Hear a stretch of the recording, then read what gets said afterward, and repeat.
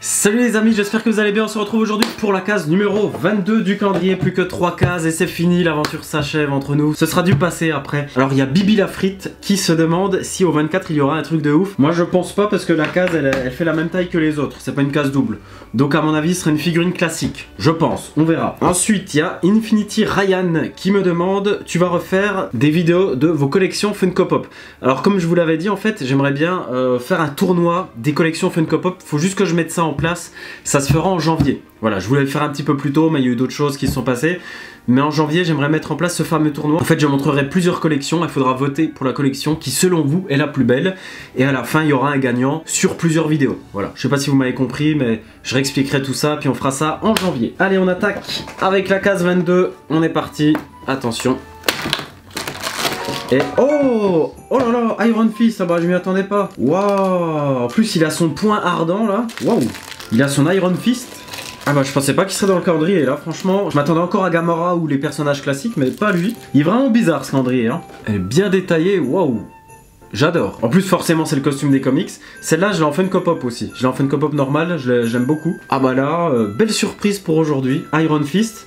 Il aurait fallu qu'il utilise un peu plus dans la série son poing là, hein. Parce qu'il l'a pas beaucoup utilisé, hein. Il l'a pas beaucoup utilisé. Donc Iron Fist, il fait partie des Defenders. Je sais pas si vous avez vu la série sur Netflix. Donc en fait, il a eu 2 saisons pour lui et ensuite il était dans les Defenders. Donc son pouvoir provient de son poing qu'il a obtenu en battant un dragon à Kunlun. Si je me trompe pas, c'est un truc comme ça. Sauf que dans la série, bon bah il passe un petit peu pour une victime parce que personne ne le prend au sérieux avec son poing.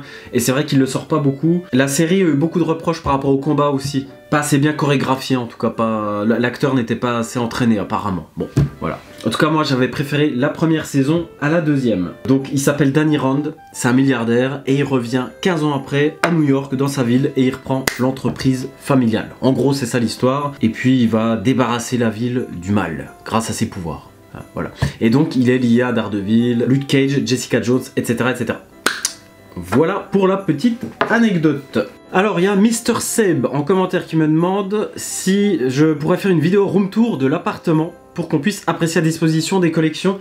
Là ça va faire un petit peu juste parce que je serai pas là le 24.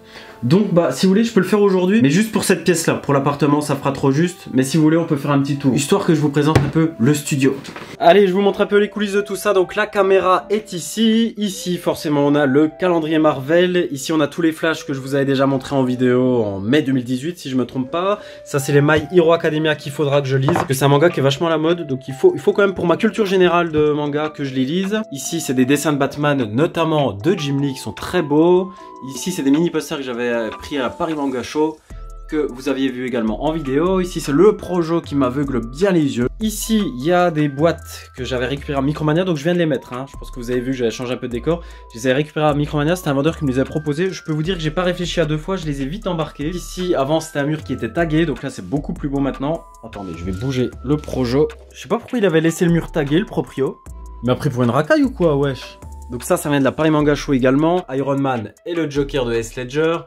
Ici les Funko Pop de Dragon Ball. Ici c'est que du Dragon Ball sauf Zoro évidemment qui vient de One Piece. Ici on a le Fœtus, Vegeta chromé.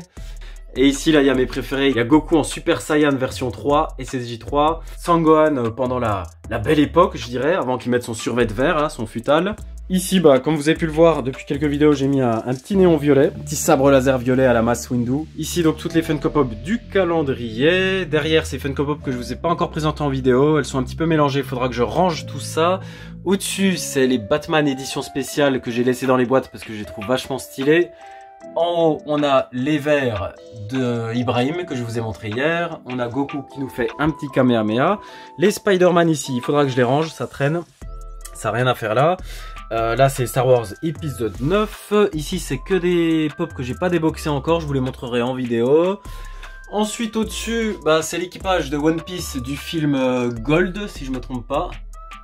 Voilà, ils sont assez stylés. Ici c'est les pop de la Justice League. Voilà, ils sont là les 6. Ici, c'est les comics DC Comics, hein, c'est les meilleures histoires de DC Comics. C'est une collection chez Eagle Mouse que j'avais commencé il y a 4-5 ans. Ensuite, les Injustice, ma collection de comics préférés, ils sont géniaux. J'attaque bientôt la saison 2. Ici, Civil War, les 3 premiers volumes, les plus importants. Civil War 2, qui est un petit peu moins bien que le premier. Ultimate Spider-Man qui est génial. Ici on a des pop Movie Moment Marvel, ici Star Wars et DC Comics. Ici la collection de One Piece, donc ils y sont tous normalement jusqu'au volume 90. J'ai le 91 qui est dans la chambre, que j'ai pas encore lu. On a les Bleach, génial cette série. Promised Neverland, un bijou aussi, faudra que je vous en parle. Même si tout le monde connaît, je pense maintenant. One Punch Man jusqu'au volume 15, mais je me lasse un petit peu. Naruto, Boruto, Assassination Classroom. Et puis donc le premier volume de My Hero Academia là-bas, que j'ai déjà lu. Ensuite, la batte d'Harley Quinn ici. Donc s'il y en a un qui vient m'emmerder, je saurai comment l'accueillir. Qu'est-ce que j'ai d'autre à vous montrer? Ça vient de la Necronomicon. C'est une convention geek, un petit peu comme la Japan Expo, sauf que ça se passe en Franche-Comté, donc c'est beaucoup plus petit, mais c'est très convivial et j'y retourne cette année. J'essaierai de faire une vidéo là-bas cette année. Ce sera au mois de février, ce sera début février, et puis il y aura Marcus qui sera invité, il y aura Sifano, etc. Voilà, j'espère que ce room tour vous aura plu les amis. C'était court mais intensif, j'aime pas quand ça traîne trop longtemps. Et vous me connaissez, hein, moi j'aime bien les vidéos rapides, pas le temps de niaiser. Donc demain on se retrouve pour la case numéro 23 et puis si vous avez des questions n'hésitez pas à me les poser ce soir et j'y réponds demain parce que demain je ferai la vidéo le matin. Allez ciao ciao les amis, la bise de Paname.